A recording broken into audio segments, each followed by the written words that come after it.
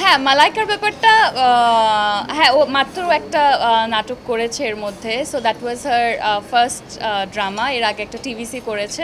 তো ও অনেক ছোট, মাত্র শুরু করছে এবং ও আসলে টু বি ভেরি অনেস্ট, আমার ওকে দেখে মনে হয় আমি যেই সময়টাতে কিছু করতে পারতাম না, বলতে পারতাম না, অনেক চুপচাপ ছিলাম, ও এখন ওই ফেজের মধ্যে দিয়ে যাচ্ছে। তো আপনাদের ভালোবাসাটুকু দরকার, সাপোর্টটুকু দরকার, এবং ও আসলে এটা কন্টিনিউ করতে চায় কি না সেটাও আসলে একটা ব্যাপার। বিকজ এখন তো লাইক ওর যেই কয়টা কাজ হয়েছে সেটা রেসপন্সের উপরে পুরো জিনিসটা ডিপেন্ড করবে।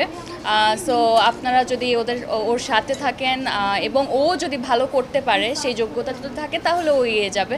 আর আমার মনে হয় কাউকে আসলে ওরকম হাতে ধরে শিখিয়ে দেওয়ার ওই ব্যাপারটা আসলে হয় না। যদি কারোর মধ্যে ট্যালেন্ট থাকে সেটা আপনি আসলে বের হয়ে আসে।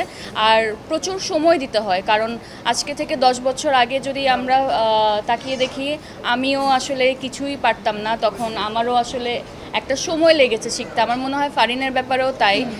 কাজ করতে করতেই আসলে সবাই শেখে, তো ওই সময়টুকু আসলে দিতে হবে।